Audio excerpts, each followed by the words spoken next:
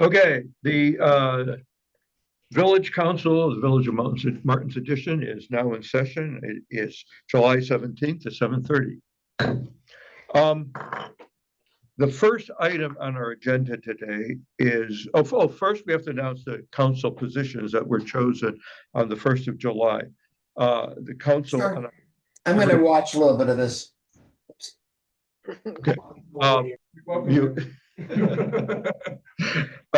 The council has chosen me as chair, and we have as vice chair, Susan Fadig, secretary, and a special welcome to Alexa Spencer. Thank you. Her first official meeting on the council. Jeff Lander, who should be here any moment, continues his job as treasurer. And Andrew is a member at large. Congratulations on achieving that status. That comes with a lot of hard work.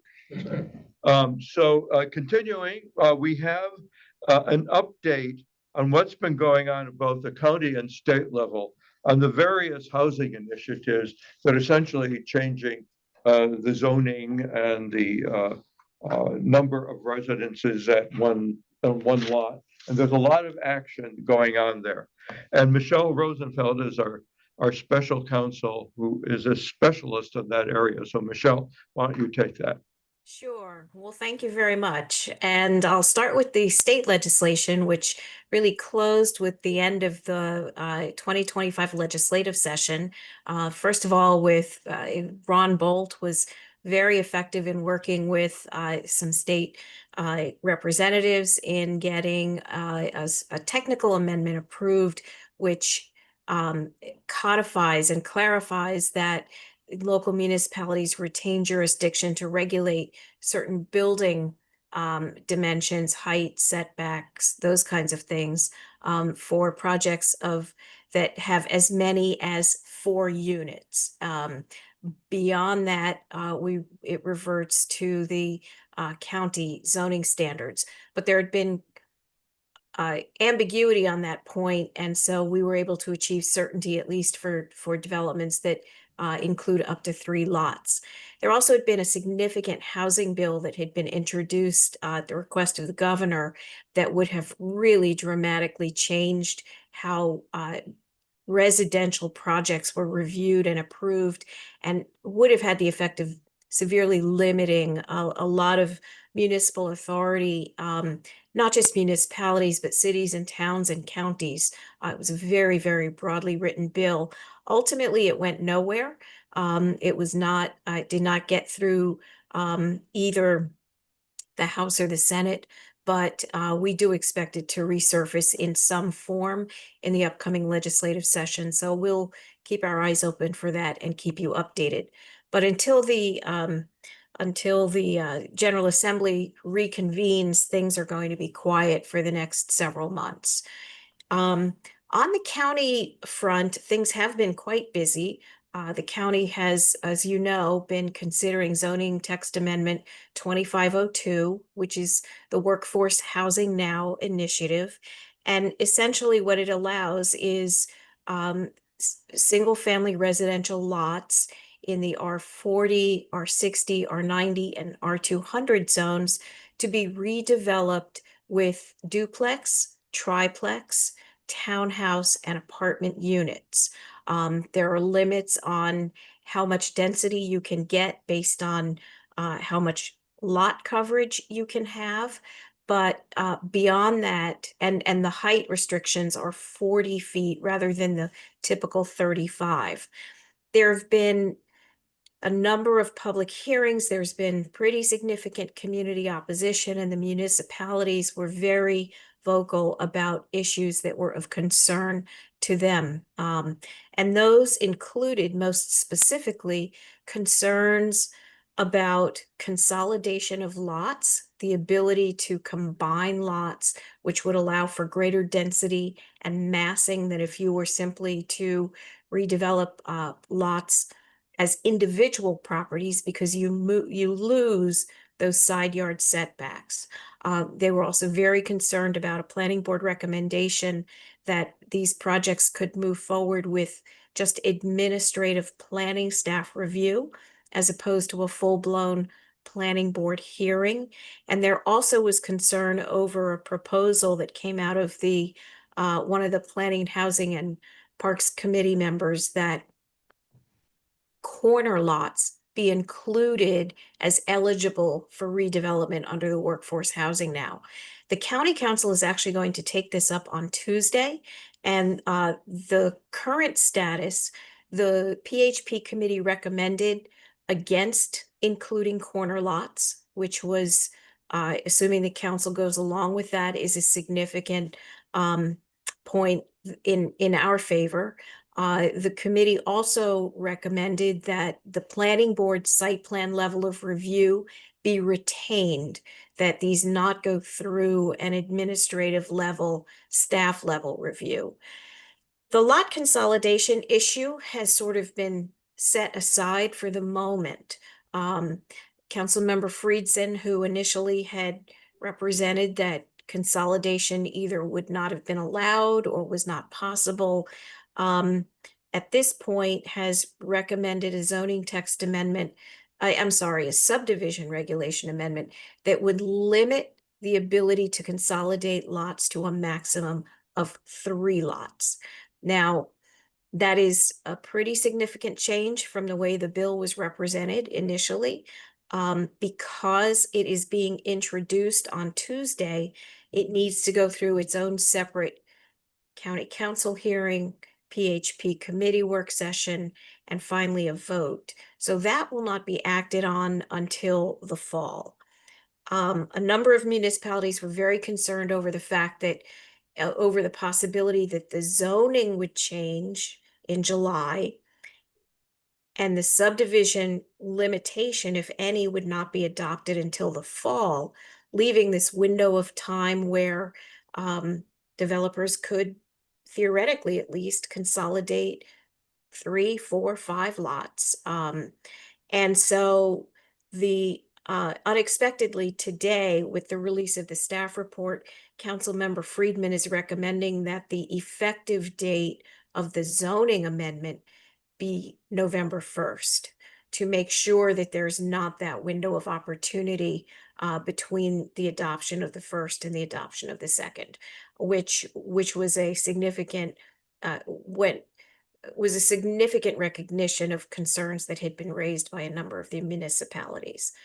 Aside from the consolidation issue, there were a couple of municipal specific issues that really were not fully addressed to the satisfaction of those municipalities. They affect, a relatively small handful of lots, but I think generally speaking, we're fairly happy with where things have come out. The one disappointment, I think, is the fact that there is no proactive requirement in the bill that stormwater management all be managed on site. The county can still grant waivers, and that is a significant concern for down county communities. So that's a lot of information in a nutshell. I'm happy to open it up to questions. There may be other issues you're aware of that I haven't addressed, and I'd like to turn it over to you. Okay, thank you, Michelle. Any council members, questions, comments, queries? Any residents? I see a hand up, Marty. Yes, hi, thanks, and congrats on being our council chair this year. 2 questions. One is on the stormwater management, which is a huge problem for us and so many others. Is there anything particular that local communities can do to, what's the word I want? Seize control proactively of that issue so that we are not just sitting ducks for wide open county waivers if this goes through? Okay, thank you. Michelle? Sure. The stormwater management issue is certainly much broader than just ZTA 2502. It's a concern when you have a lot where you have a tear down and someone builds a much bigger property, or if you have consolidated lots and someone builds a larger single family home. It is not going to get addressed in this particular bill. I don't see the council taking it up on Tuesday, given the fact that there's already the recommendations from the PHP committee. I do think it's a serious issue and it's one that affects many, many communities. And I think the only way really to get the council to address it would be to lobby for a separate legislative set of revisions to the stormwater management code. That would be a pretty monumental effort, but I do think that it is what it would take. Can we just Okay. get them to stop doing waivers? That would take a legislative change. That's a completely different issue that goes before completely different committees and Right. such. Okay, Okay, Jane, thank you. Jane, Yes, hi. Hi. Michelle, Hello. thank you very much. Sure. I, I'm gonna just throw this out there. I don't know whether you can address it or help out. I've noticed that the ADU, accessory dwelling unit issue, has resurrected its very ugly self very recently. Only in my eyes, maybe in yours, you're on top of it all the time. But I thought it had died. I'm very concerned about ADUs, and I also noticed recently that the R60 zoning has got some kind of exemption for parking. Us being R60, it's very disturbing to me. Can you speak to this? Are you talking I- about the parking standards for ADUs in the R60 zone specifically? I guess I am. I saw this recent thing that, like I said, this has come back up to my mind out of nowhere, that ADUs are suddenly back on the docket. So everybody can have their mother and father living in the backyard, or whoever is going to live there. And somehow there's some kind of a special exemption for R60 zoning related to parking.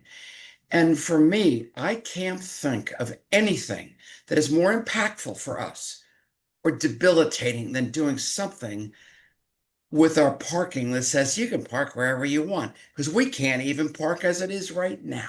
So Sure. I don't know if you could address the issue of I have to, ADUs, parking. right. I appreciate it. I have to say that off the top of my head, I don't know the ADU parking standards in the R60 zone. And it is something that really is separate and apart from the zoning text amendment that the council's going to take up next week. I'm happy if, if the council, your council, authorizes me to take a look into it. Ron, you may have a quick response if you know.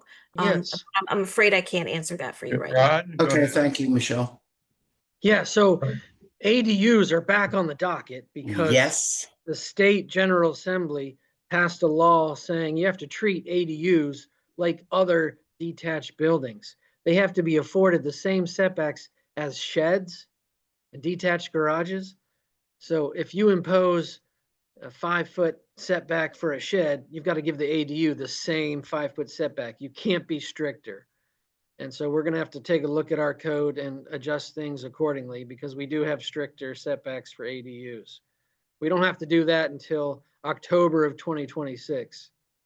And I think the parking issue you're referring to relates to workforce housing, in that the county council and staff have recognized, let's say you're building a triplex, you need 5 parking spaces.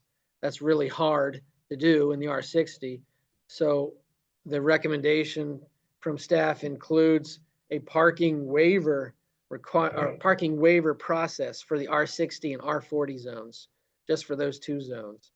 And so you could have that the 5 parking spot requirement reduced. But it's important to keep in mind, as Michelle said, because we got 2509 amended of the Maryland Code land use article, we can regulate these buildings ourselves up to 4 units, including parking issues. And So- two things to note about the parking waiver. It has to be approved by the planning board. It would only apply to projects that have 3 or more units. If there was any lot consolidation, then no waiver would be allowed. And you can't have more than one reduction per unit. So there are some guardrails on that waiver. Even as applies in the R60 and the R40 zone, it's not a situation where the board can waive all parking. Thank you, Michelle. Thank you. I was confused that sometimes it's hard to know what a waiver of a waiver of a waiver is. Right. And somehow, interestingly enough, we always end up, I don't want to say the word screwed, because that wouldn't be nice to say on a Zoom meeting, but a waiver of a waiver, what does that Right. mean? We have such serious parking problems as it is. Thank you, Here. I Gene. want to make sure Thank you. somebody's on top of it. Thank you, Arthur. It's always you. nice to be able to talk to you. Thank you. I'm done. Good. Good. Any other, I don't see any other hands up. Thank you, Michelle. You're keeping Very us welcome. well informed and things are moving along, but not all that fast.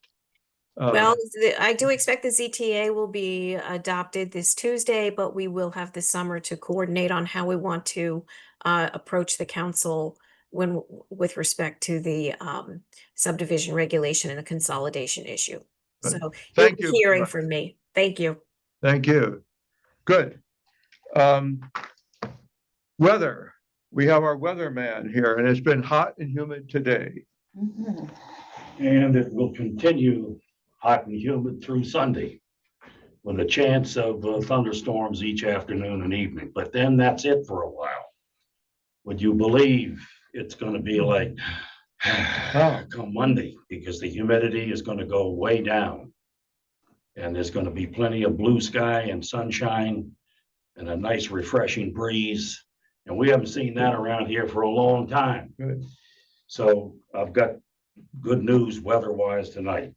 Good. And as far as rainfall is concerned, Michael and I have been recording. He records in DC, I record here. There's not too much of a difference, but the most I've had has been about 1.5 inches of rain over the last couple of weeks. Some places have had between 1 and 2 inches with the flash flooding, and that's been a big problem.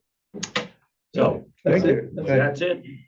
Any, My time is up. I thank you for yours. Well, no, my question was, that's it? And those flash floods, it's just 1 inch or 2? It seems like so much more coming down. Not around here. Yeah. A lot of what you hear now is the Weather Service is putting out these watches and warnings, and they're covering their backsides now because they don't have the personnel. I mean, this is hurting the Weather Service.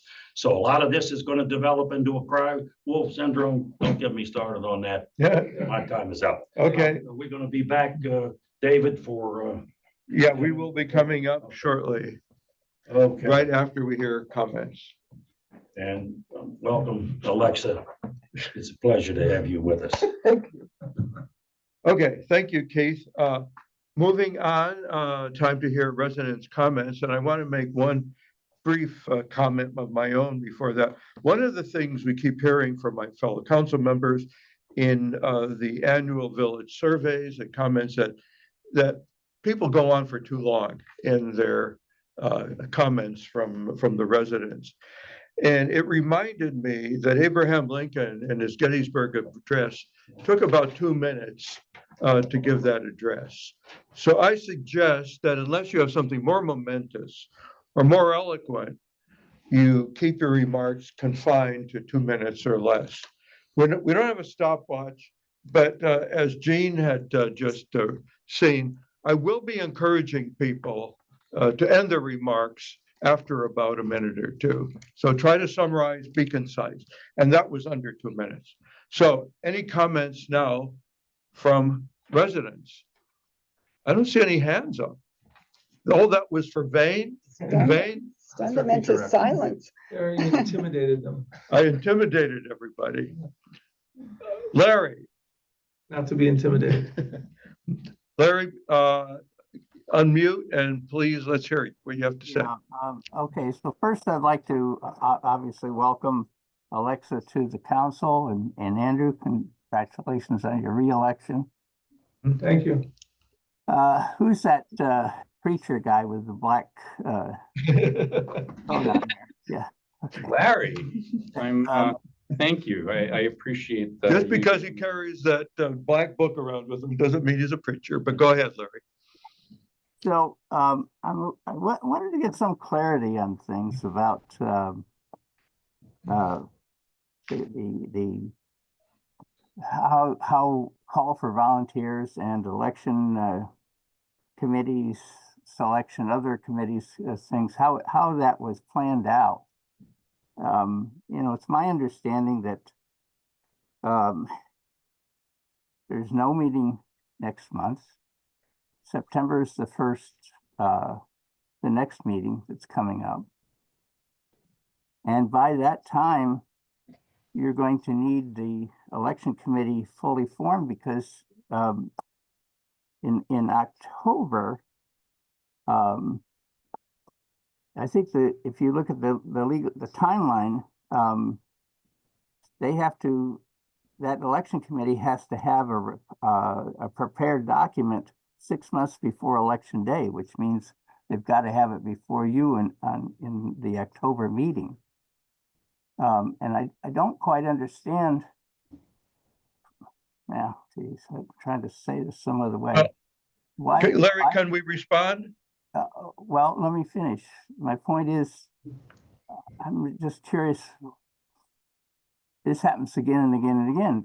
Is there some plan to actually get a call for volunteers out sooner? Yes. Tonight, we will authorize the committees, well, the election committee and the ethics committee are specified in the charter. We don't have to reauthorize them. We will authorize any other committees and then immediately put out a call for volunteers. When I say immediately, like tomorrow. We do not have to go into a formal session to make our choices. We can do that administratively. And so we don't have to wait until September to do it. So everything is in process. The call will be going out tomorrow. Hope we get a lot of names in, and in due course, we'll make a selection. So I don't think there's a concern here. The concern will be if we do not get sufficient number of people volunteering. Well, is there any reason why that couldn't have been done after you guys had formed your elected the chair, the Well, vice yes. chair, and Yes, because we didn't know, we knew what the two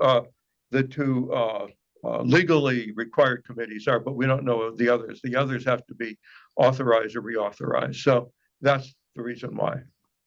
so you couldn't make an announcement for a call for volunteers on the. We will be making it. I hope you volunteer again. Thank you. Any, The I other don't see thing, any. the other thing I'd like to know You're about. 2 minutes. Larry, you're going longer Well, than Abraham Lincoln. I Do you have understand. something more important? Yeah, I do. Let's hear. So okay, Arthur. The point is let's just take a look at that 2-minute request that you're making. First off, you don't take the members' comments. They're not made a part of your minutes, so they disappear the instant the meeting is over with. And now you're telling people they want a really fast, brief commentary.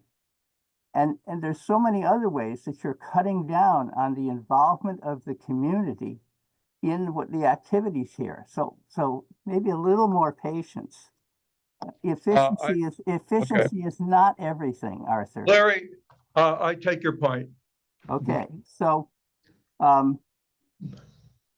what I was trying to also figure out is that I've put in some calls to the county council and to the state senator to find out just how they hold, for example, how's the county council president elected? Ron, do you happen to know, is that done in a closed meeting? I don't know how that's done, Larry. Yeah, I can't think of a valid reason why the election of our council president, vice president, secretary, treasurer is done in a closed meeting. I understand that's the way you want to do it, but it does not meet the open government. Larry, I standards think it of the does. state. It's an administrative function that I think Ron can address. Yeah, the Uh, Open Meetings Compliance Board has said the appointment of officers is an administrative function, and I can tell you, in my experience, it's common for the newly elected council members to have discussions among themselves, before the next meeting about, what position would you like? You have any questions on what the responsibilities are, et cetera. That often happens in between meetings. And I'm sorry. For open government, why isn't that something that the people can see, just like the election to the council is made? I don't quite understand why that's done, because it's not very democratic to see that be done in a closed meeting. And I'm again asking if that's a common practice in the state. Yeah. Yes, Ron said it is common. No, he didn't. Yeah, it is common among municipalities in Montgomery County, I would say. I can't speak on behalf of the entire state, but I can say again that the Open Meetings Compliance Board, the state agency charged with offering advisory opinions on the Open Meetings Act, has said the appointment of officers is an administrative function to which the Open Meetings Act does not apply. The act only applies to certain covered functions, but not administrative functions. And the appointment of officers is deemed. Hey, babe. Hello. Okay, well, thank you. Hey, Larry, if I could just one additional comment, and we're certainly not at the federal level here or in Congress, but having run a lot of leadership elections in Congress, it's never a public in a public and open setting. It's within the caucuses and the conferences where these things happen, and then they're announced publicly. And those are by secret ballot, but just as an example as well. Okay, thank you. Thank you. I see no other hands up among residents. Okay, thank you. So moving on, David Salter has come forth with a proposal for solar panels. And we would like, it's in the packet. The proposal is in the It's on packet. page 2 of your packet. So now we hear from the author himself. Greetings. Good afternoon, everybody. My name is David Salter. I live at 6609 Brookville Road, and I know the agenda is chock full of stuff, so I will be efficient. I am coming before you for the express purpose of providing a recommendation for VMA to create and fund an annual solar grant program specific for VMA homeowners. What that would entail is, and I put the framework down in terms of numbers and expenses, but all of that can be manipulated and changed, is to provide homeowners who are interested a one-time $2,500 grant to assist in the installation of a new rooftop solar program. Why would we do this? VMA has long been recognized for adopting, very environmentally friendly policies. Our native canopy program, our stormwater program, our composting program, all perfect examples of this. And I think a solar rooftop program would be well received. Now, Montgomery County and the state of Maryland have an ecosystem of similar things. Most of them are in part sometimes funded by the federal government. We all know the direction in terms of green, environmentally sustainable funding and grant programs that the federal government's going to. So I think ostensibly it'd be a nice thing for the village for VMA to do so as well. And the last thing I'll say is I know funding doesn't grow on trees. We do have the unique position of being a relatively well-off village, and I think given some controls and governance issues that I can help create with Michael if the council decides to approve this, that this can be a very well-run and impactful program. That is it. Thank you. I love the idea. I have a question for you. The last time I tried to do this, I had too much canopy cover, but storms took care of that. So there might be another opportunity in Tree City, USA, or however we're referred to. I do recall there were different ways of doing it. In some instances, you're leasing these panels and there's very, very little payment due. Or any, I'm not quite sure, and you kind of, I don't know what the deal is with giving back electricity or into the grid. Do you know, I mean, I guess we can look into those particulars offline, but that's just something that stood out to me as a possibility. Yeah, there are two ways to do this. What you're discussing is basically a power purchase program where there is no money down. You just call the company and they come and put solar panels on your roof. They take most of the revenue from that. They give you a little bit, it's usually around 10 to 15%. But you lock up your roof for the duration of the lease. It's usually, 20 years. And at the end of the day, it's their panels.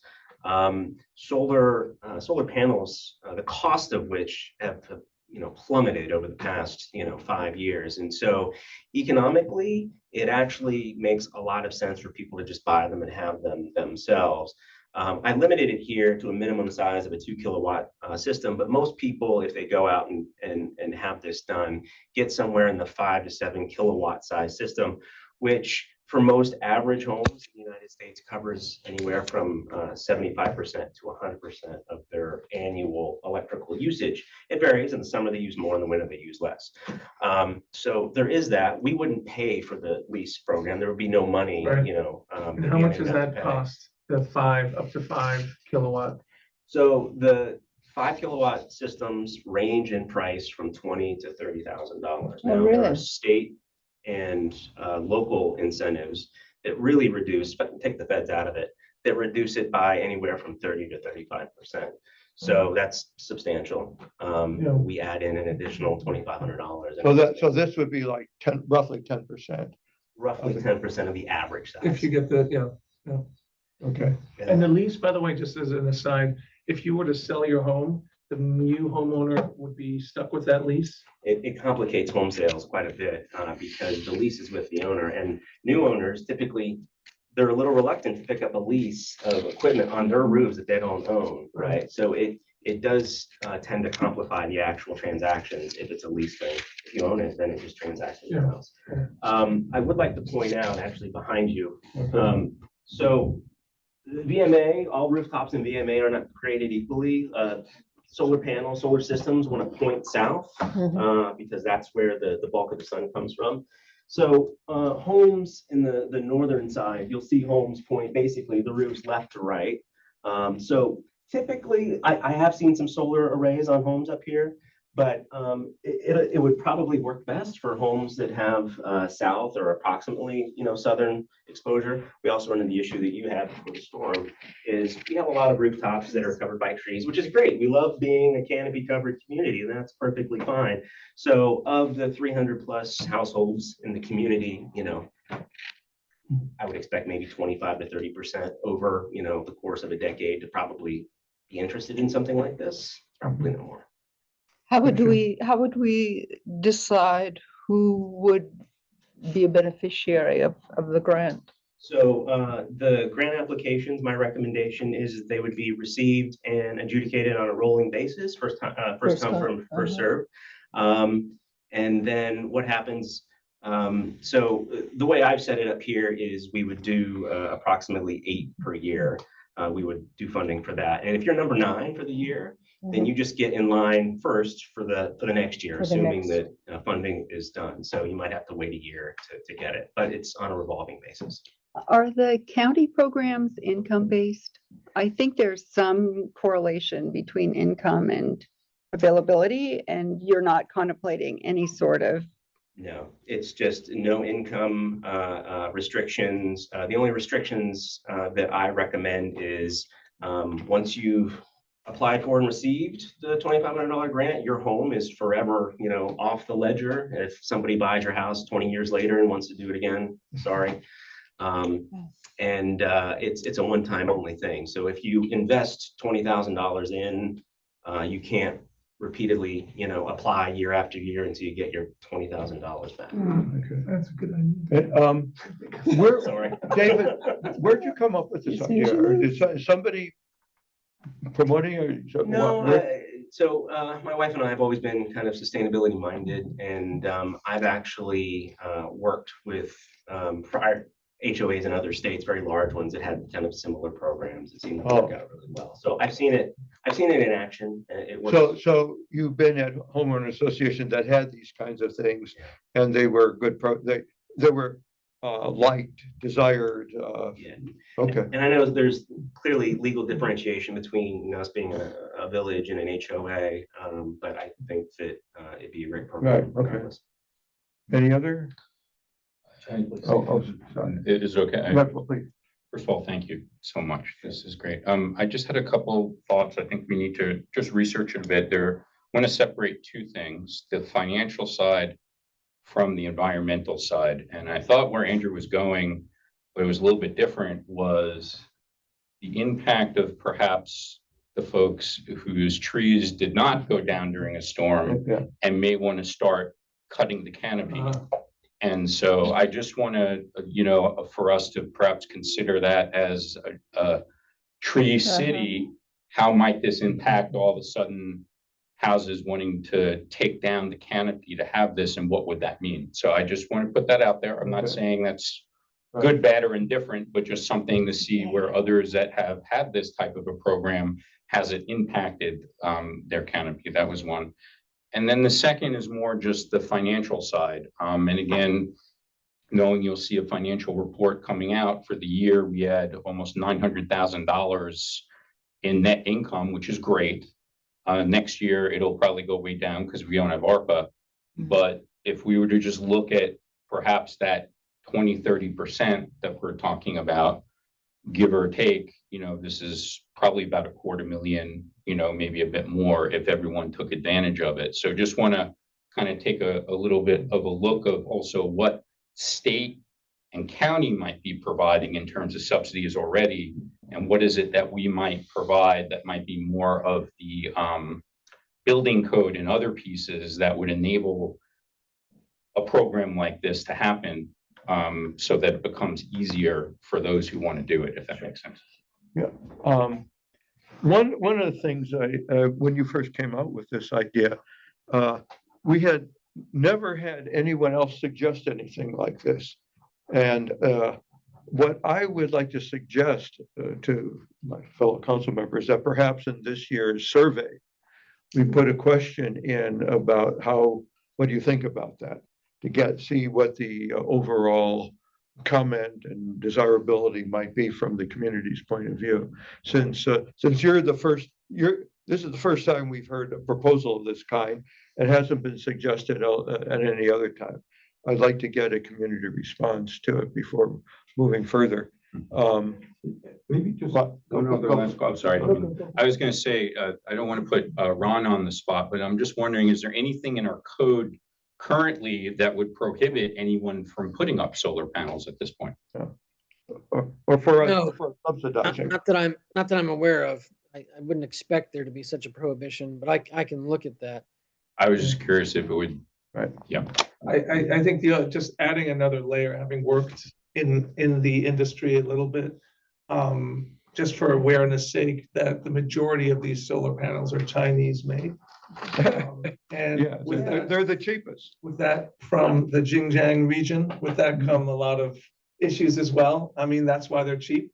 But they're just, there are domestic manufacturers, but few and far between that do residential. So it's a challenge. It's kind of a two-edged sword, I think. Thank you. And there's also there's a couple things. Well, there's a tariff potential associated with that portion of it. So there's a chance solar panels are going to get expensive again.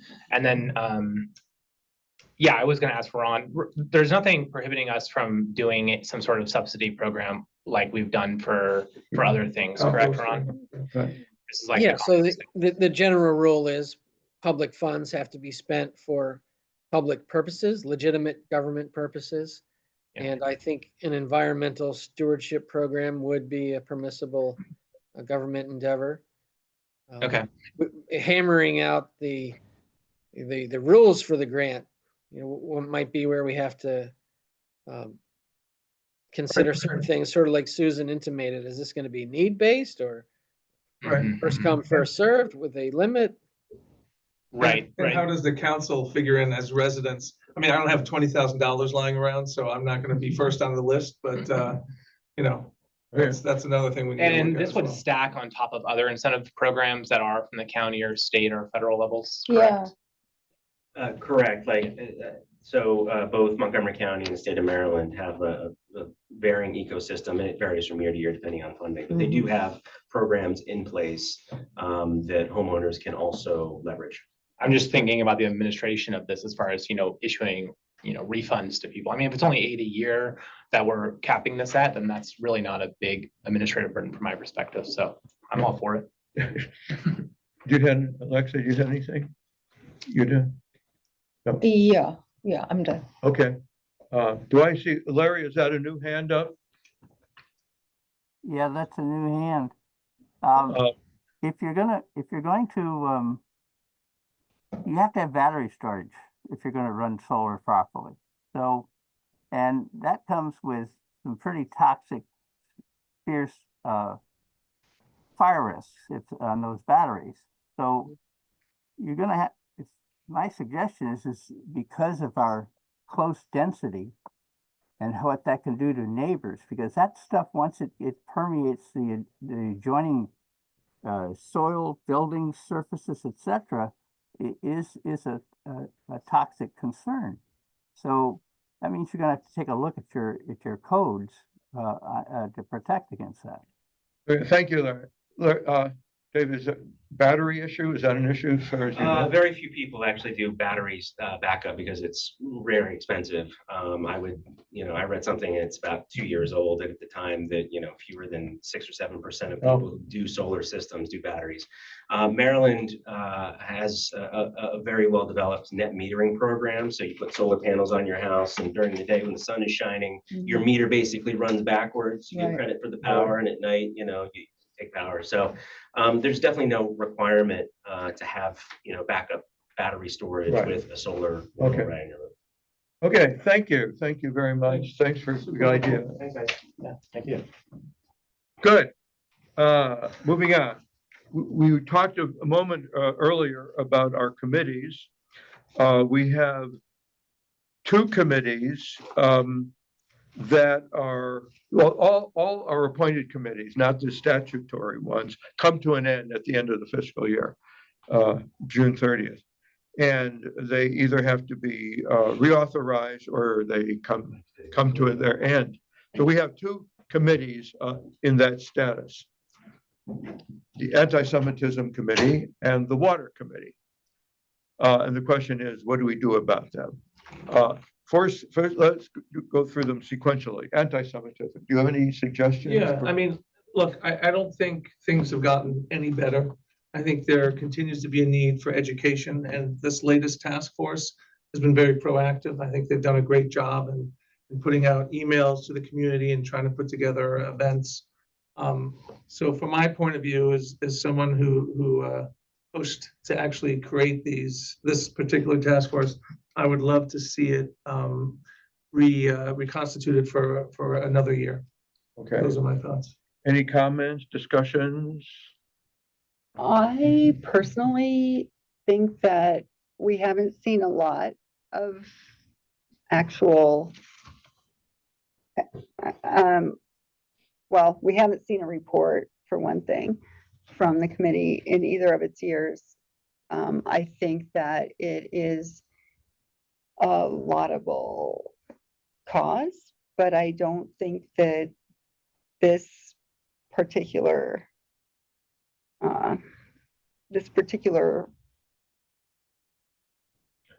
foundation is the one that is appropriate for it. I'm wondering if there might not be a way that the members of the committee and those who are equally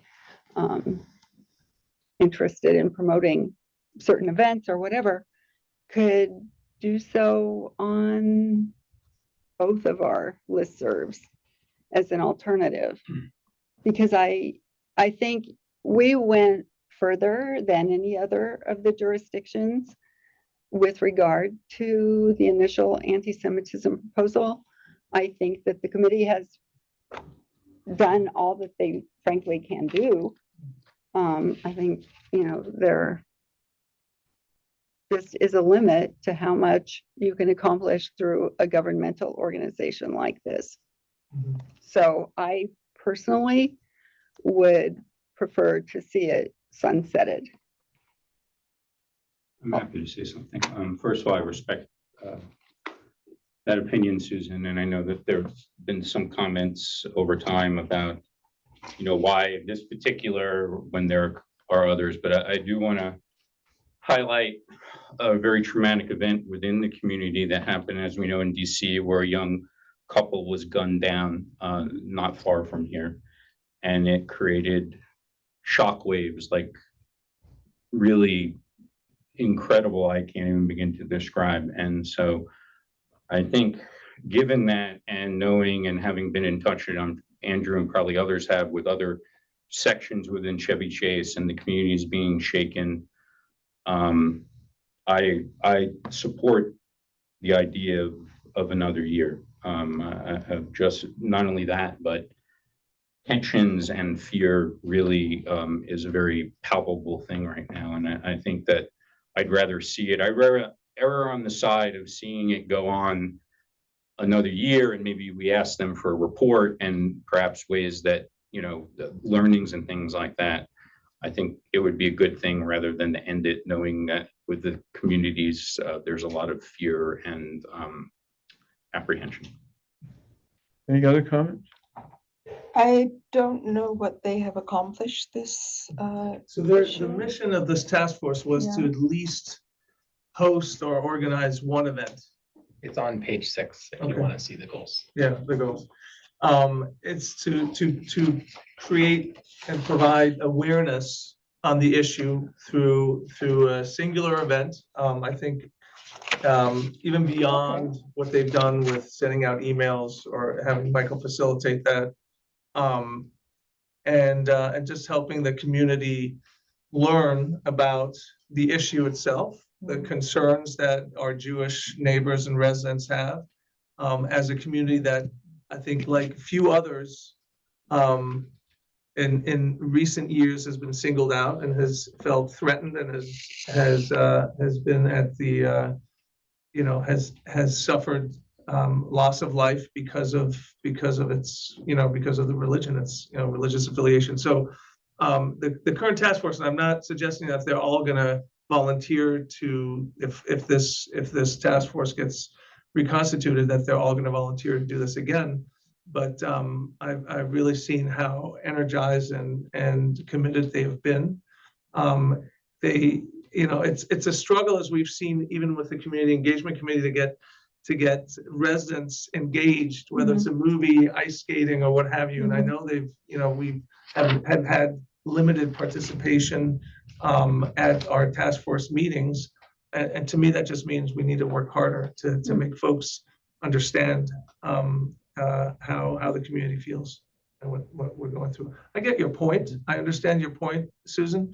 I don't see, even if we've gone above and beyond what other communities have done and what the original mission was, it comes at no cost to us. And I think it's just, especially in this time and in this day and age with what's going on politically, I just think it would be good to continue. No, I wasn't suggesting that there was any cost or that we had gone too far, but I think that we have kind of gone above and beyond what others have done. Yeah. And I think, that's admirable. I would also suggest that there might be a level of controversy surrounding this task force that you may not be as aware of.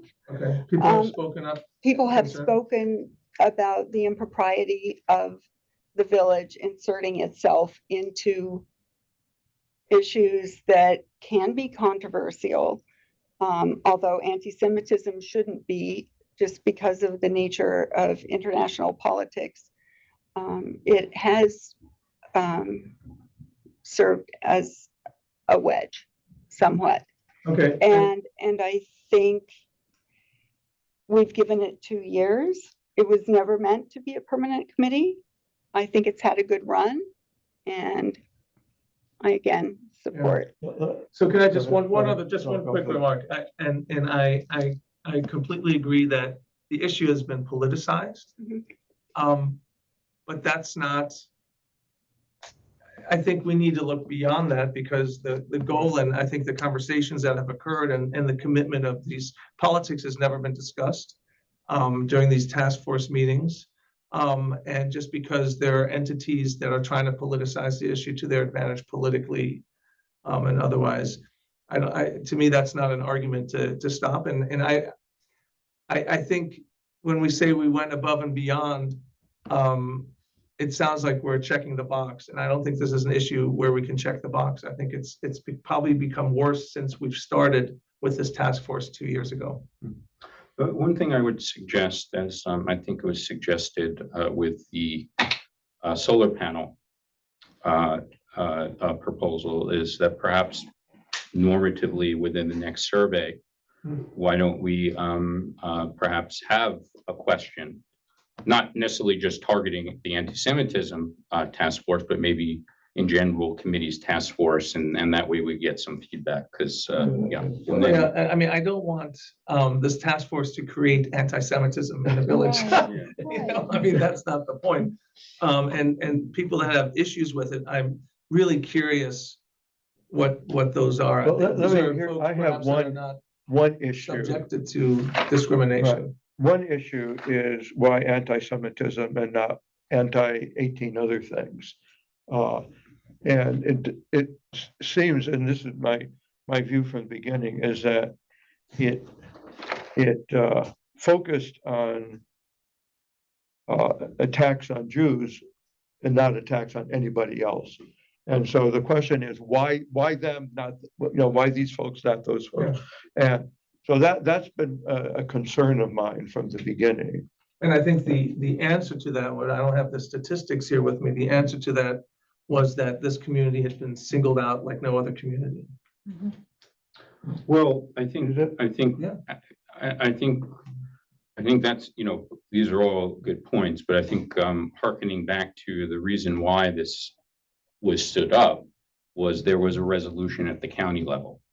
If we all Right, recall. right. So We signed up to that. so we signed up to it as with at least over a dozen others. So again, I think there's very good points of why you may or may not have something focused on this particular area or other areas, but there was a county resolution which other municipalities signed up to. And so that's what I think precipitated why this stood up. It wasn't out of the blue picking a hat, oh, we'll focus on this and not something else. Look, the residents can create an ad hoc group and do this. I get it. Yeah. I'm just saying, I'm not hearing arguments why not to, is what I'm saying. Yeah, go ahead. Okay, And I think Larry has his hand up. I don't know, But we're not at this supposed to point. have resident Sorry. comments No resident comments, at sorry. this time. do we have other comments on this particular question? Observations? Would it mean anything to directly ask the task force? You know, what their. Yeah, level of we had interest in? the task force members, I don't think we have any here today. I think based on some of the communication, there's an interest in continuing. Yes, the chair emailed me several times today, realizing that I was on the Who agenda. who is the chair? Dara, Oh, okay, Darren. on Delfield Street. Okay. Yeah. So the suggestion of the survey would not allow for it to be, At the moment, At it the would moment. have to Right. be, I don't know, when is the survey? Yeah. That comes out in the fall. I apologize. I meant the survey as a tool. So again, my thoughts were that we would extend for the year. And that and then in the survey, we would get feedback to address or collect any feedback of residents who had thoughtful opinions of whether they wanted to express support or other observations. Okay, Why- okay, go ahead. If I might just suggest, we could just extend it until they had time to actually produce reports for the past 2 years. And, And then, and thought. and then and- it's about when- probably time for the survey to come out. I'm not sure this current task force will take on the responsibility of the previous one. Right, for a well, Well, you've they, got report. to- they you'll have probably to read- can't. You Yeah. probably have to I reappoint. mean, They that- could- They could that issue certainly is do dead, a report for right. this last year. So, give me the timing again of the survey approximately. So first, we came up with a scope of work for the two temporary task forces. And this one is now quite out of date. So if you are going to extend it, I think we would have to rewrite the description of what this task force is actually tasked with doing. The task force this last year had 4 public meetings and no public events that I'm aware of. I think they sent out, a number of emails through me, but that was the extent of their activities. So That was one of my. I don't see that as the goal of this original task force. That So was one of my concerns, is that the action seemed to be fizzling down. if there's a list of activities that we want to reappoint a new task force for, we can do that. But I'm not sure what we'd be putting out a call of volunteers to do, and since there's no activities listed here.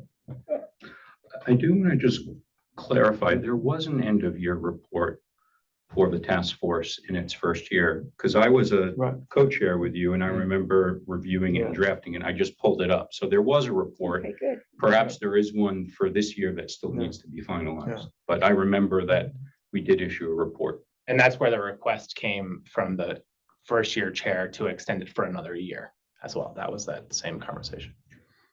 Right, and we have not, as far as I know, we have not heard from the last year's committee.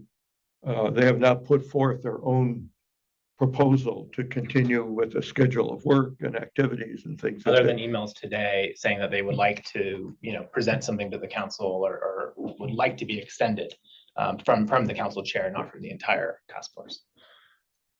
Okay, here's a suggestion then, that we hold off on reauthorizing this for the moment.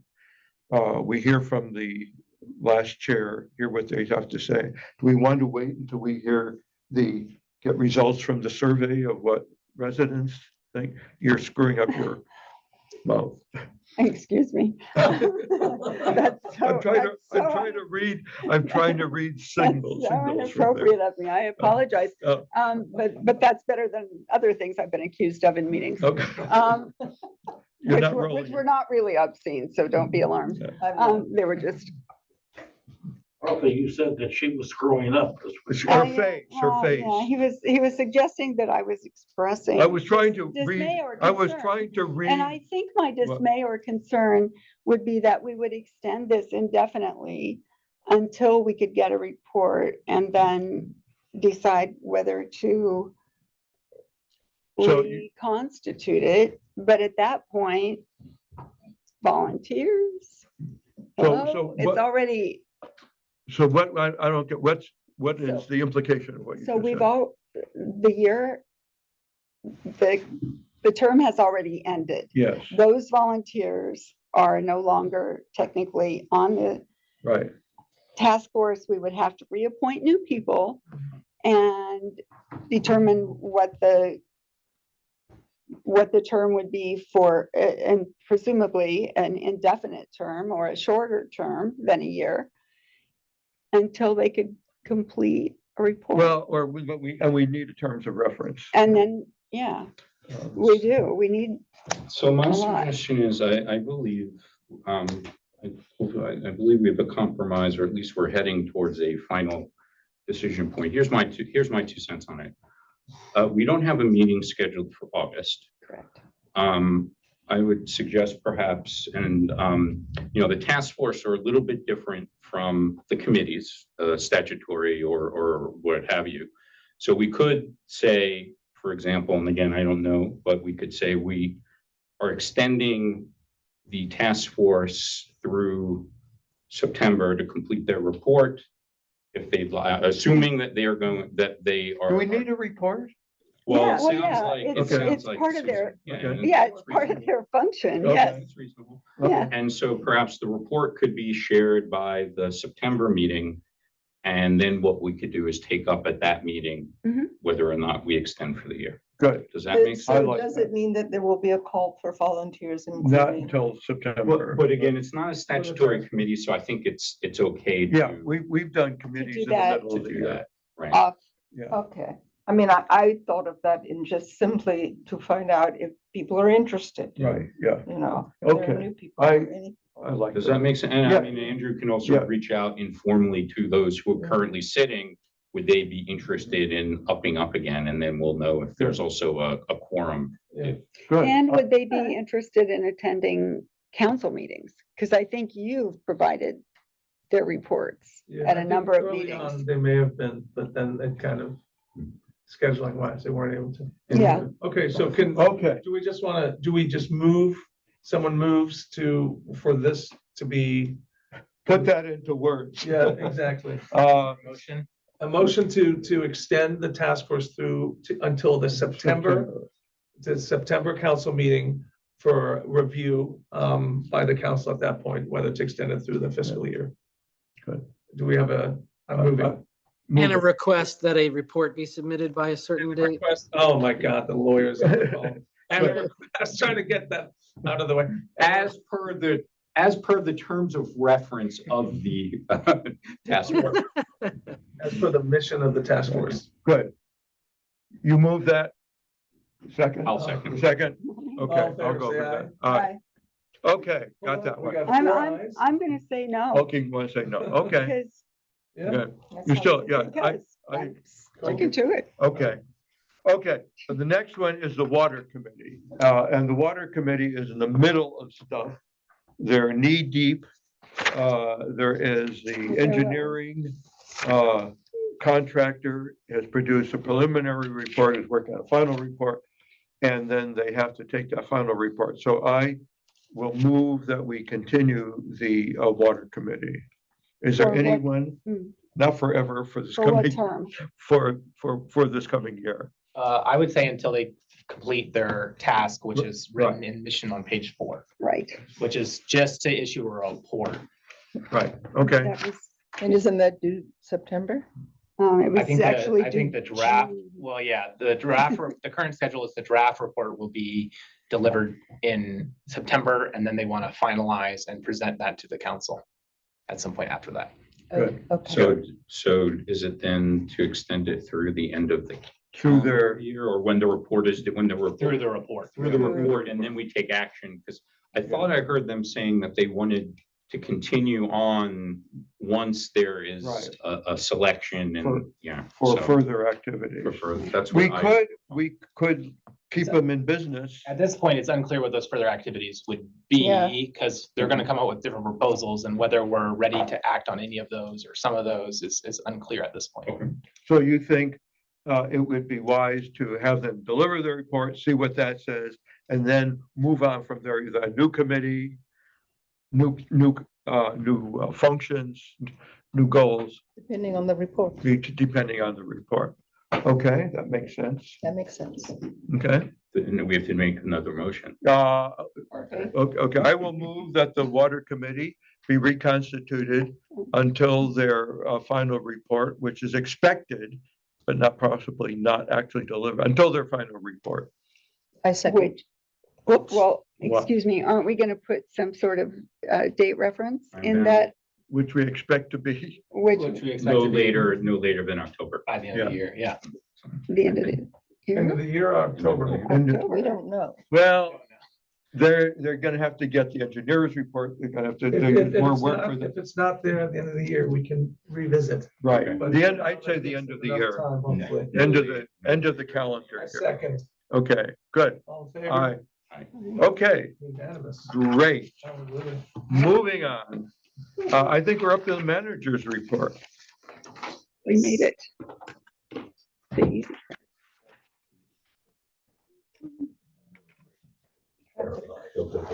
Okay, hello, everyone. Good evening. The time is 8:35. I'm gonna catch up on my notes here before I jump into my report, which is on page 7 of your packet tonight. Couple administrative things.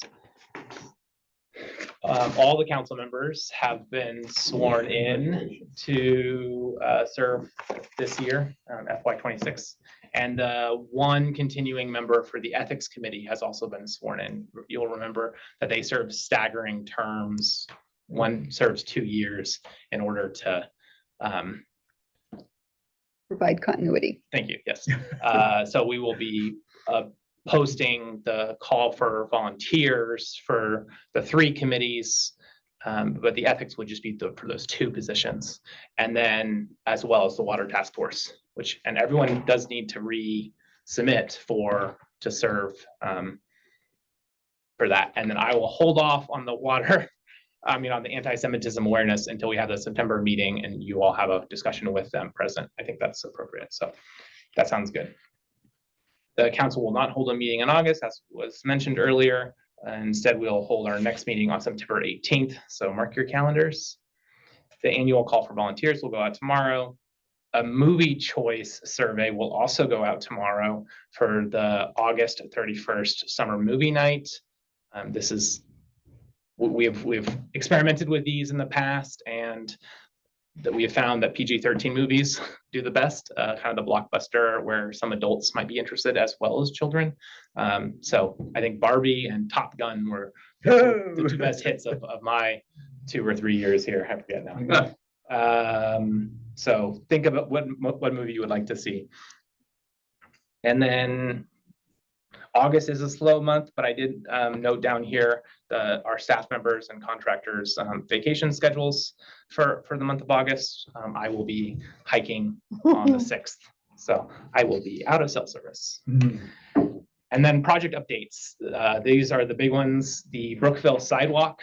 We have a signed permit from the district engineer for District 3 of the State Highway Administration. It is conditionally approved. They didn't provide all of the background approvals from their different departments. They just gave us the permit. So with a couple conditions related to stormwater to conduct a study to see if there's any effects on adding stormwater because we are widening the sidewalk at portions. That is very good news. That's been a long time coming, as you all know. So we have that permit. We've also applied for the county sediment control permit, which you have to have during construction. And we have started preparing a request for proposals for our eventual contractor and an entire bid package, which I think is 124 pages long. I just started reading it yesterday. Nice. So that is quite a bit. This is a huge project. We don't have a price estimate for what it's going to be yet, but we are requesting that. I'm also putting together a letter to every single property owner along Brookville Road, kind of as an official announcement to let them know this is coming. We've had informal conversations with all of them, of course, but we want to kind of show them the plans and say, this is it, here it is, it's happening. And we'll also have an updated timeline once we have that RFP ready to post. The RFP has to be posted for at least 30 days. So that would be basically the entire month of August. And then we would select our contractor in September. And then of course, they have to work it with their schedule. But there's a chance we could have a new sidewalk by the end of the year. That's aggressive. And we have learned not to be aggressive with this, but that's a big step forward there. And now we have to check off a million little details. So where will the sidewalk be actually? It will run from, I will review the plans together too, because I realize you haven't been involved in some of these conversations, but it will run from Turner Lane all the way to Quincy Street, which is our section of Brookville Road in the Martin's Additions. Okay. Sides on the side. Yeah, I see it. And it will widen out to 5 feet wherever possible. Yeah.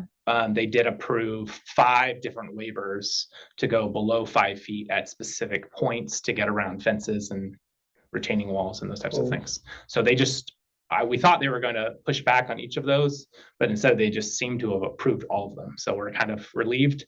That took a lot of arm twisting and finally a call with like all of the officials from the State Highway Administration on the same call, where I directly pointed people out by name and said, why haven't I heard back from you in 2 months? And then the next day they just signed the permit. So sometimes you have to be a bad guy to get things done, unfortunately. Cool.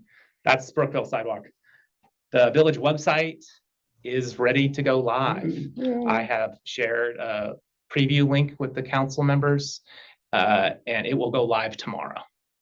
So, yay. It includes 2 new pages, at least 2 new pages, which are the frequently asked questions, which I will be adding to when I think of additional things that I get asked over and over again.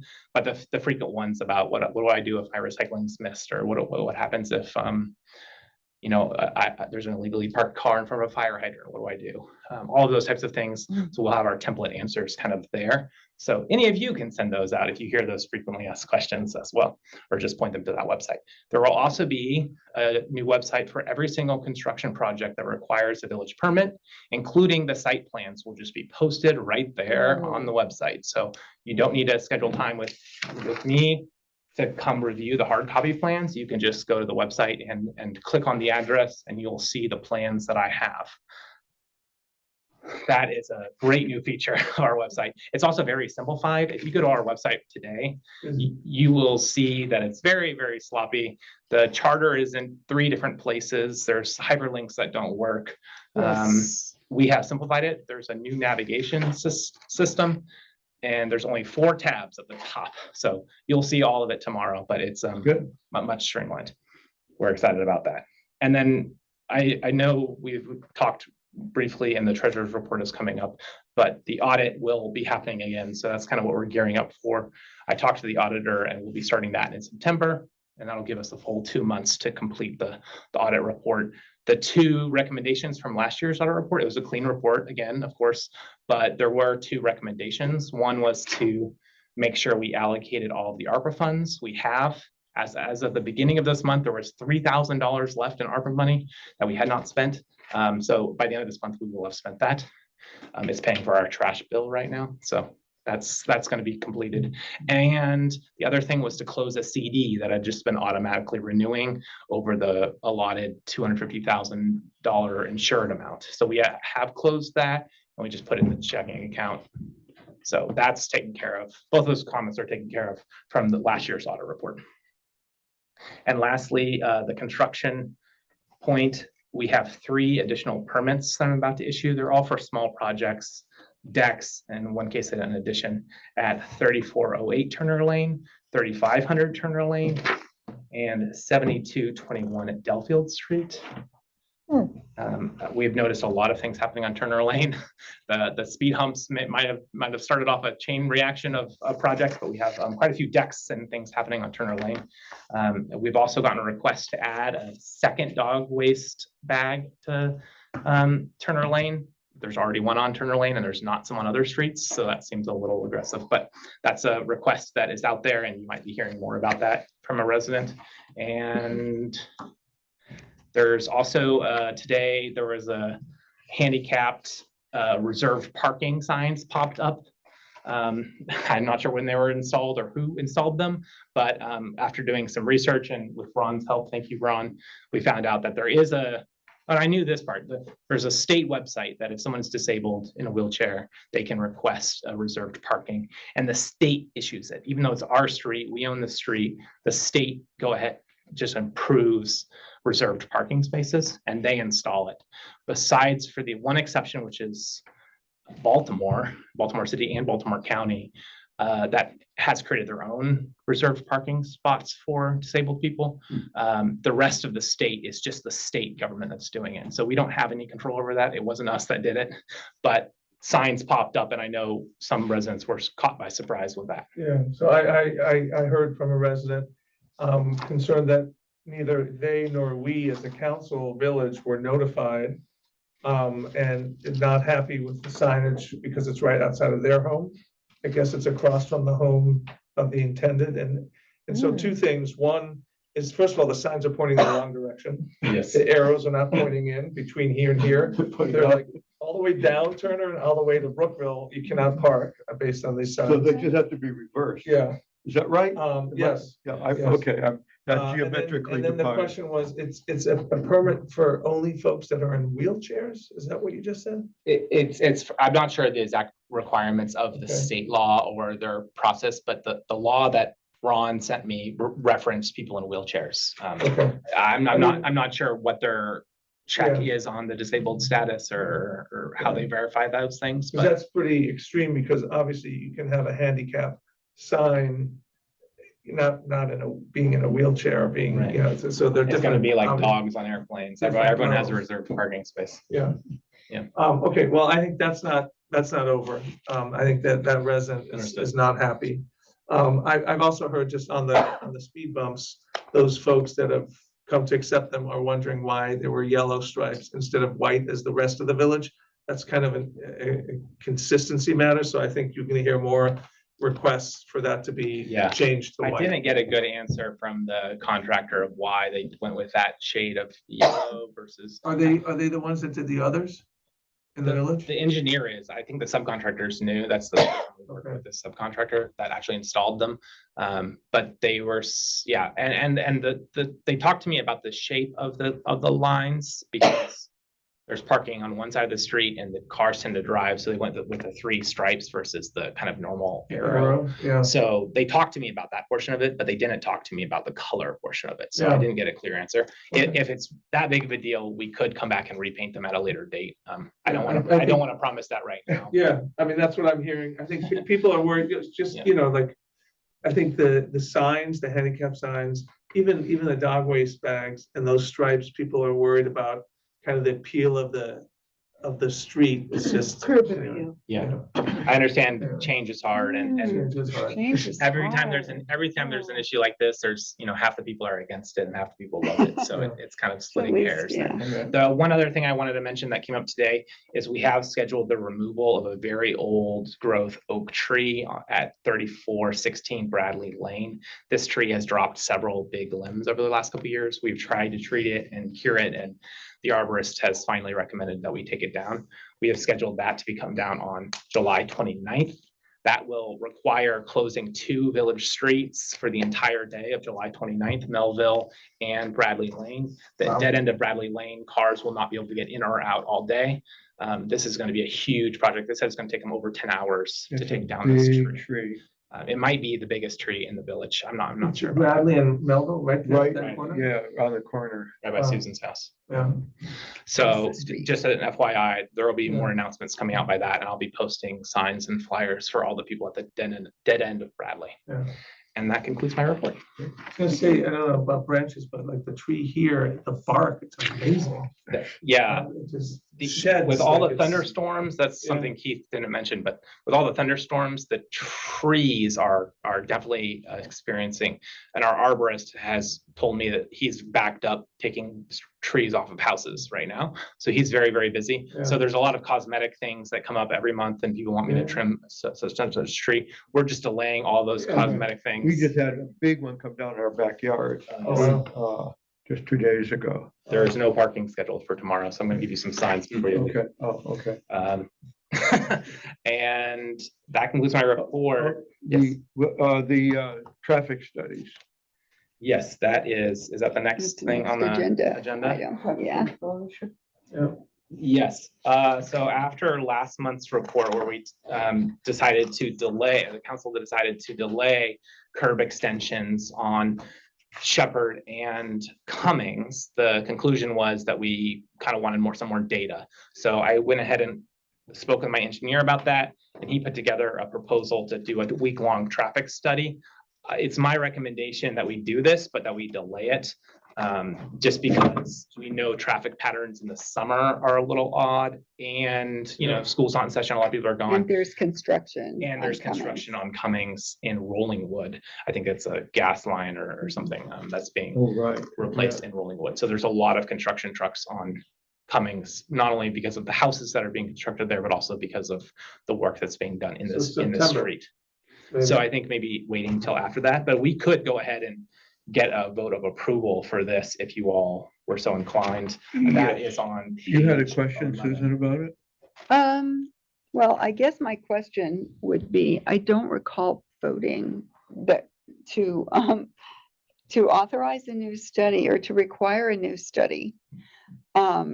I guess we Oh, did. that's, you were, But oh, I'm, no, I'm sorry, well, I'm that was getting a different confused. thing, yeah. You were here at but- the last regular meeting. Yeah, But it seemed that there have been 3 studies for Shepherd and Cummings over the years that have consistently shown those streets need.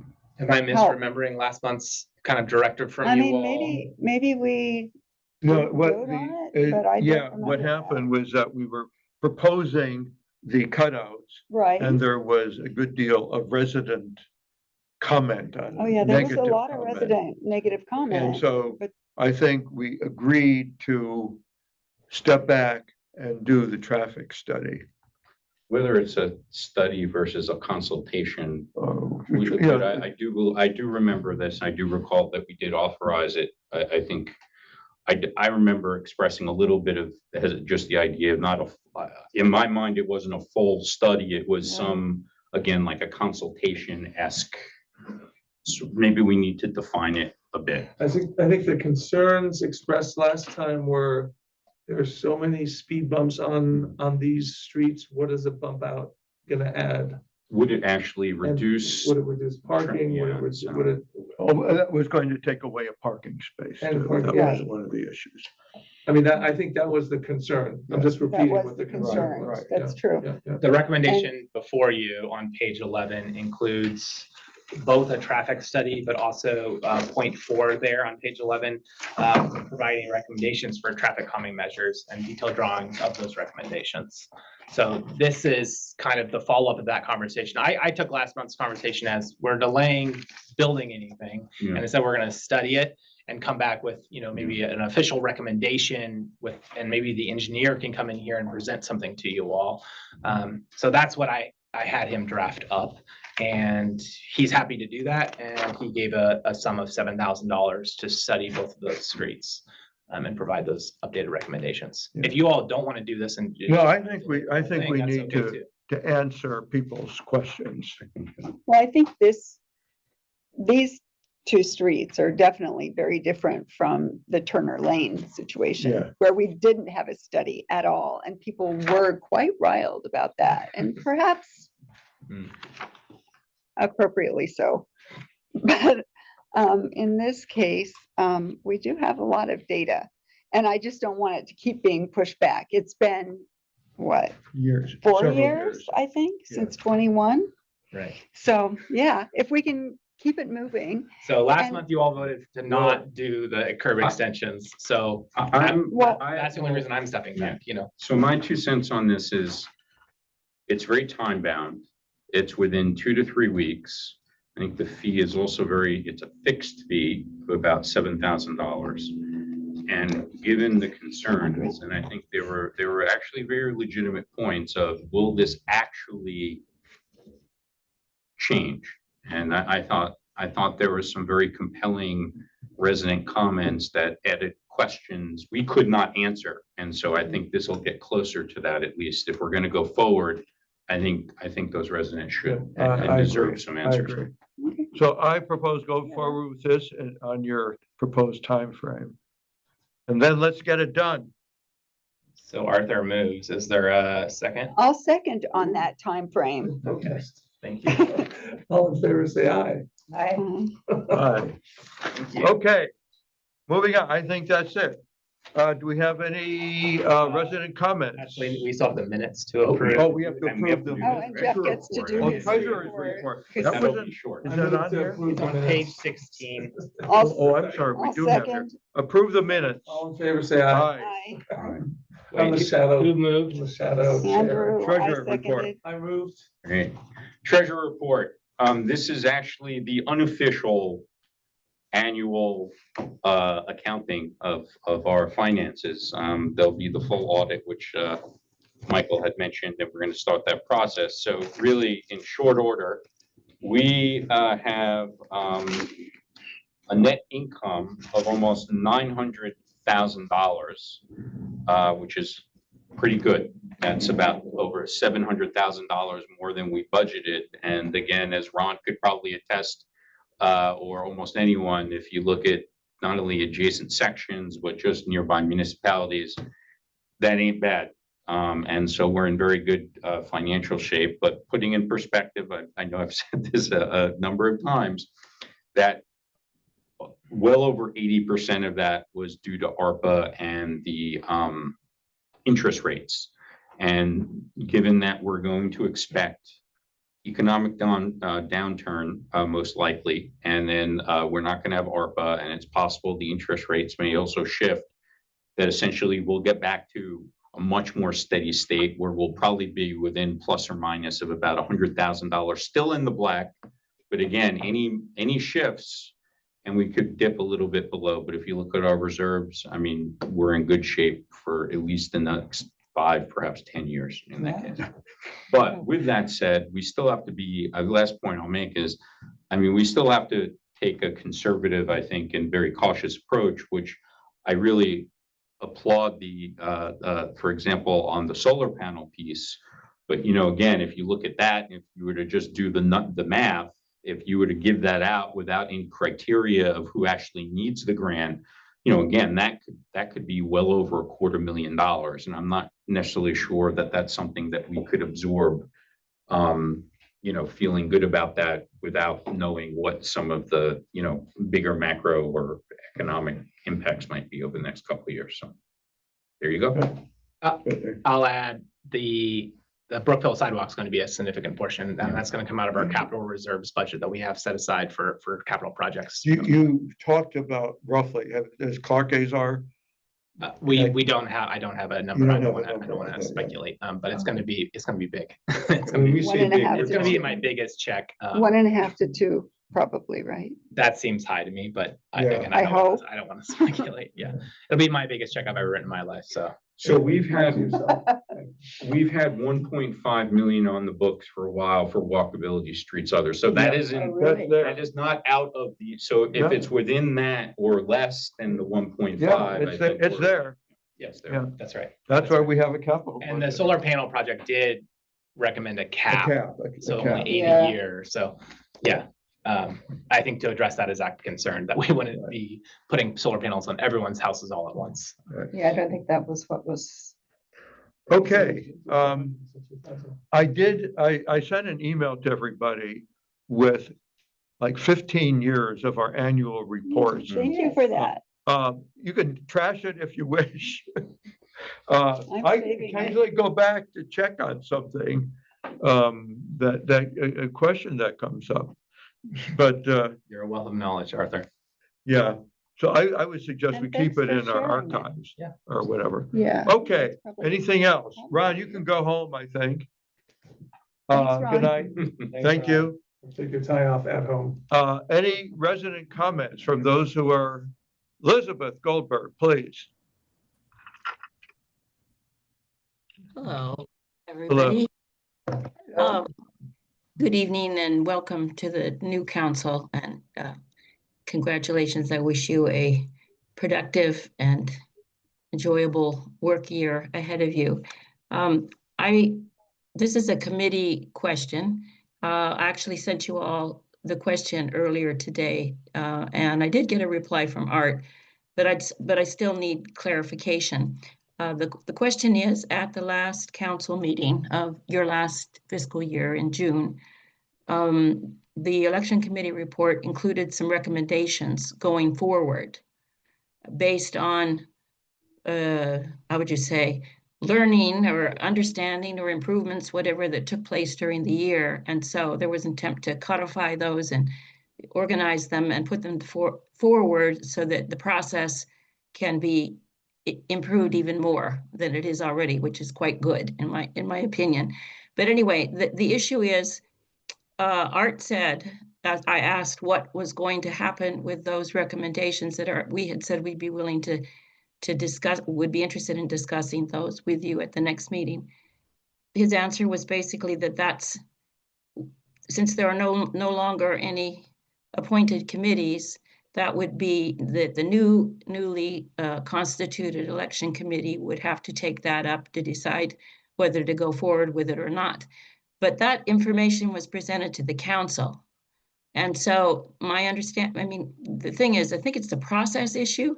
If you're not going to consider anything on your last meeting. I think you need to let committees know that no new proposals or recommendations should be set forward to just be put in the, in file 10 or whatever it's called. So, because a lot of work went into it, a lot of thought, trying to make constructive, helpful recommendations. So all I'm saying is, if there is the new committee and there, we can certainly forward that information to whoever will be on that to try again. But it just seemed to me it didn't get it wasn't the response I was looking for, that's all. So I hope that. You're suggesting this could be an endless moving sidewalk with never any resolution. What's that? You're suggesting that this could be an endless moving sidewalk with without any end to it. It just continues. No, not at all. From what my suggestion was that you make a suggestion, we put it to them, they make a suggestion, we put the next one, and never gets resolved. I kind of see your point. Any comment? I guess the only thing I would put out there is, and again, there's others who've served longer than I have on the council, but for as long as I've been on the council, it's normative for all committees and task force, as we've just seen was requested of the anti-Semitism task force, is in the last meeting of the year, which is typically June, there'll be an out briefing with some sort of recommendations or yearly wrap up. They did that. Which again, we remember that it very detailed and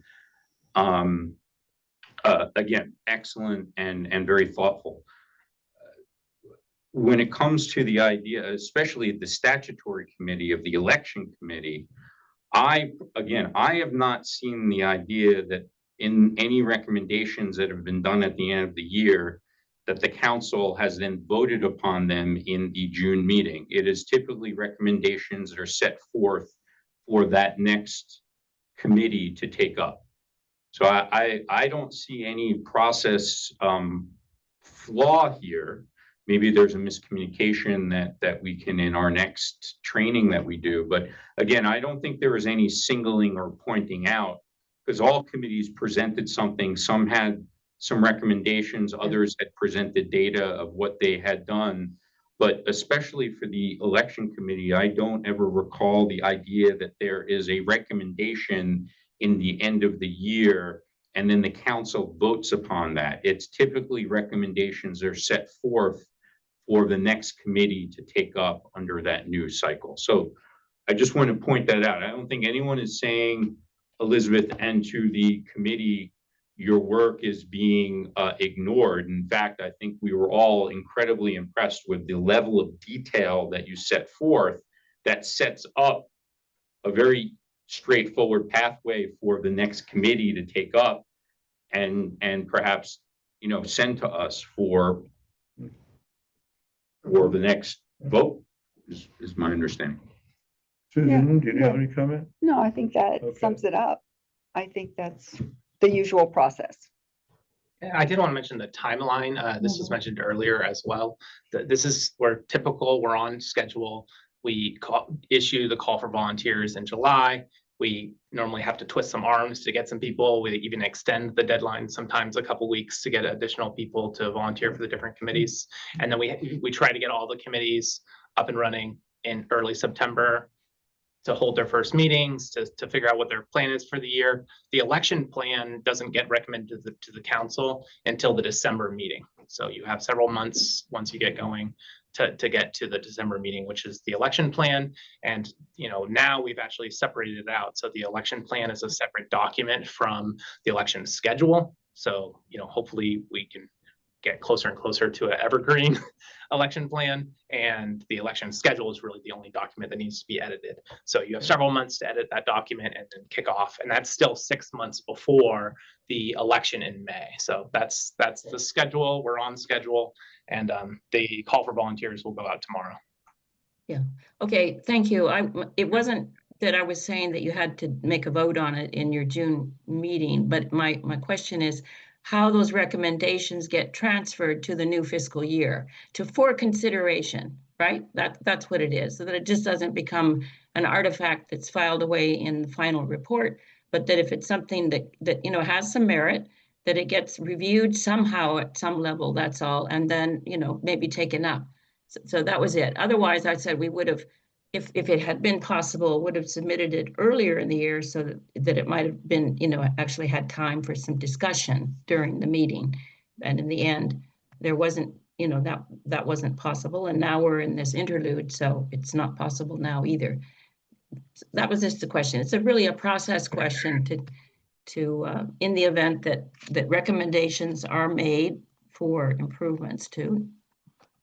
Well, as an incumbent, I would not be permitted on the committee this year, but the presumption is, first of all, everyone who is on the election committee, you know, if there are no repeat folks who serve, meaning that if someone on the current or past year's committee actually serves on the committee for this year, any one of them can bring that up normatively as part of their committee meeting. If no one from past year's committees decides to serve, then they can still attend the meeting and introduce it there as an order of business for that committee to take up. So there are plenty of channels for this to move forward. I agree 100%. And also, Elizabeth, if there's one committee where I'm not worried that something turns into an artifact for lack of engagement, it's that committee, your committee. So I think your efforts, and I would associate myself with the gentleman from Turner Lane. It was so detailed and well researched and thoughtful. I think it will be not resurrected. That means it's not around. I think it'll be seen and reviewed in due time. If not in a flyer that will go around. Yeah. I say that with great love and respect, by the way. Flyer and multiple emails. I'd honestly be interested in your opinions and discussion on some of those issues for actually, you know, the engagement. I mean, there were two sets of things. One were the actual process, the recommendations relating to the regulations, right? So that's different. And then the others were these add-ons at the end that were how we can inform residents more about what this business is, et cetera, and how they get to know what you do and all of that. And that was just, you know, it wasn't required, but I just thought it might be useful. Thank you very much. Elizabeth, as I had replied to you, I am going to take you up on that and send a draft around to my council members for their review about what's it like to be on the village council. And that meeting where we will have that discussion, we will all be well caffeinated because I'm sure it'll be a lengthy one. Yeah. Okay. Great, thanks. Okay. Marty's hand was up and down. Larry, your hand is still up. Are you still there? Yeah, I'm still here. Good. Go ahead. First up, before I make my comments, can I respond to maybe I think I'd like to comment about what Elizabeth was asking for. Arthur, when you a couple of years ago, not that you do this more often than a couple of years ago, but the one I saw a couple of years ago was like maybe we would call it a charging document. It was sort of a, you know, here's what we want you to do. I think you did it for the walkability committee.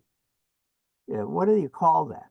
That was the, what do we call it? Mission statement and scope of. Yeah, kind of, what was it again? A mission statement. Mission statement. Okay. Yeah, but that, because these are newly set up committees, so we had to tell them, you know, what we wanted them to do, what we're interested in. Exactly. So yeah, go ahead. Here's what I'm trying to say. I think you can satisfy Elizabeth's concerns, which I think are very valid, by maybe the council recognizing that they want a year-end report that lists the things that should be dealt with or considered by the next committee, and that be included in the charging document. That way there is continuity. Right, Larry, that's a great idea. In fact, I would do it at the beginning of the year. Here's what we're looking for. But actually, it wouldn't go in the mission statement. No, it or wouldn't be a any of mission that. It would statement. just be informational. Here's Right, what we're here's looking what we're for expecting from in the the- election committee for the coming Right. year. Good, But, good but I idea. think- All right, so, I'd like to, there's I'll keep it brief, but, the what was it, Semitism? Yes, Committee? You know, there's other issues here about discrimination. And, some have to do with, you know, young families or caretakers for elderly, where, people may not have a good immigration status. And that may very well be an issue here in the village, et cetera. And, you know, that committee might be more appropriate to be an anti-discrimination committee, where That's interesting. there's an openness, because maybe some of the backlash that's occurring in the village is the fact that other people, young mothers or the elderly, you know, where they, like with young mothers, you know, you get a nanny with the kids, you don't really want to have a changeover, a big turnover about that. So you can imagine how they might want to look at some resources or some place they can talk to some people. So I think maybe changing it to being an anti-discrimination committee might make it more welcome by others in the village. Okay. interesting point. Thank you. That's quite interesting. On the traffic study, Hmm. I want to talk about the Evil Empire from Star Wars. And that's here in Martin's Editions, it's called curb extensions. The issue is that if you go to Club Drive, I'm begging you all to at least once in the next month or so to go on Club Drive. Do you know where it is?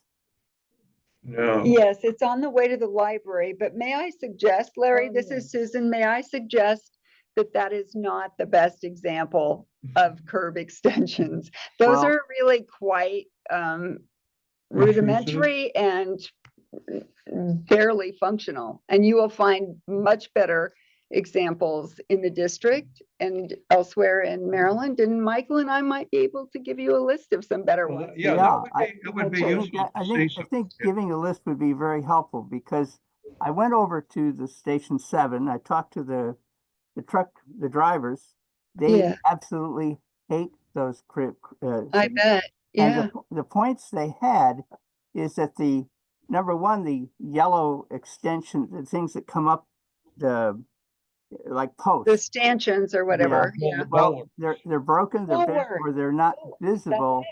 So the snow plows, you know, but more than that, the trucks, if there's any ice, slide into these curb extensions.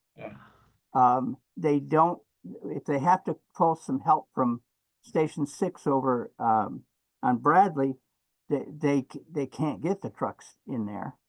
There is the loss of parking spaces, as you pointed out, and most amusingly, I guess, not really amusing, I guess it's just ironic, is that when you go down Club Drive, you see that they are grossly neglected, and they have, in frustration, the residents there have stuck out their own personal thing that says, "Slow down for our children," proving that they don't work. Okay, well, we'll have to take a look at these. Thank you. All right, thank you. Okay, Marty. Thank Marty, you. there? Oh, there I'm you are. here, Go ahead. I'm here, and thank you Good. again for an interesting meeting. Question for Michael. First, congratulations on getting the new website ready to rock and roll. I can't wait to see it. And that's been needed for quite a while, so big job and yay team, way to go. On the new website, you talked about having a new section where people could see building plans, and I think that's a great idea. My question to you is, will we be able to see the sidewalk plans for the Bookville Road project because I've talked to, people talk about it all the time, and people can't quite picture how that's going to be or how long it's going to take. I tell people it could be a year. I hope it's less. Could be done one summer if things went well, but anyway, people can't picture it. And, I know it's going to be 5 feet wide in most places. That's great. ADA accessible, all good. But will the images of that or the diagrams of that be up on the new website? I'm so glad you asked that, Marty, because I have created the 4th tab across the top of the new navigation system will be construction projects. Actually, I wasn't sure what to call it. Current projects, capital projects. So I just called it construction projects. I think that's nice and clear. That's good. And then there's different sections underneath that. So there's private construction projects or current permits. That's where the plans that you just referenced will be. And then there's also capital projects or village projects. So I went ahead and included some other projects we've done in the past, like widening Quincy Street, or maybe I'll put the light study that we did for where all the street lights are that we have. And I remember that, yeah. Yes. But the Brookville sidewalk project diagrams will be up? Once I have the final plans in a viewable format, I will post them there, yes. Currently, Okay, my thought was before they were final, so that you could get, again, people like to be asked. They're much more accepting of change if you give them a chance to sound off before you do it. I mean, that's just management 101. So I would recommend, if you can, and label it preliminary in all caps, but let people see what's coming, because, like I said, I'm getting a lot of questions about what's it going to look like, how long is it going to take, and anything. I mean, private projects, that's great, terrific, but the public project on Brookville Road is the big one that I get a lot of questions about. So anything you can put up sooner rather than later. I've posted the permits so far, and once I have the current version of the plans, I will post those as well, yes. Okay, good idea. Thank you. Okay. The other piece that I need to talk about is to pick up on something that Elizabeth and Larry said, which is timing.